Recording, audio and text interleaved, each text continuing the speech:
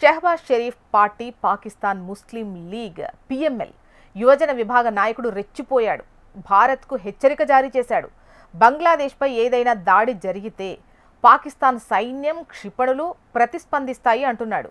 ఈ మేరకు పిఎంఎల్ నాయకుడు కమ్రాన్ సయీద్ ఉస్మానీ వార్నింగ్ ఇస్తున్నాడు. అంతేకాదు పాకిస్తాన్ బంగ్లాదేశ్ మధ్య సైనిక కూటమిని కూడా ఏర్పాటు చేయాలని పిలుపునిస్తున్నాడు. ఒకవేళ భారత్ బంగ్లాదేశ్ సార్వభౌమాధికారంపై దాడి చేసినా, బంగ్లాదేశ్ను దురుద్దేశంతో చూడ్డానికి సాహసించినా గుర్తుంచుకోండి, పాకిస్తాన్ ప్రజలు, పాకిస్తాన్ సాయుధ దళాలు మా క్షిపణులు ఎంతో దూరంగా లేవు అని హెచ్చరిస్తున్నాడు.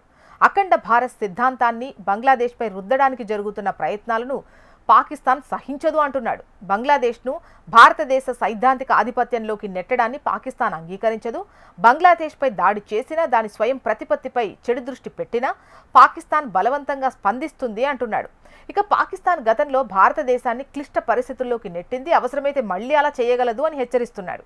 ఇక పాకిస్తాన్ పశ్చిమం నుంచి బంగ్లాదేశ్ తూర్పు నుండి దాడి చేస్తాను అంటున్నాడు. ఇక చైనా అరుణాచల్ ప్రదేశ్, లడాఖ్పై దృష్టి సారించింది అని చెబుతున్నాడు. వాళ్ల ప్రతిపాదన ఏంటంటే పాకిస్తాన్ బంగ్లాదేశ్ ఒక సైనిక కూటమిని ఏర్పాటు చేసుకోవాలని, బంగ్లాదేశ్లో పాక్ ఒక సైనిక స్థావరాన్ని, పాకిస్తాన్లో బంగ్లాదేశ్ ఒక సైనిక స్థావరాన్ని ఏర్పాటు చేసుకోవాలి. పాకిస్తాన్ బంగ్లాదేశ్ తమ తమ భూభాగాల్లో ఒకరికొకరు సైనిక స్థావరాలను ఏర్పాటు చేసుకోవడానికి అనుమతించుకోవాలి. ఇటువంటి ఏర్పాటు వ్యూహాత్మక నియంత్రణను బలోపేతం చేస్తుంది. చైనా పాకిస్తాన్ ఆర్థిక కారిడార్ను బంగ్లాదేశ్ ఓడరేవులతో కలుపుతుంది. ఓడరేవులు, సముద్రాలపై నియంత్రణ ఉన్నవారే ప్రపంచాన్ని పాలిస్తారు. ఇక పాకిస్తాన్ బంగ్లాదేశ్ సైనిక భాగస్వామ్యం ప్రాంతీయ అధికార సమీకరణాలను గణనీయంగా మారుస్తుంది అని ధీమా వ్యక్తం చేస్తున్నాడు.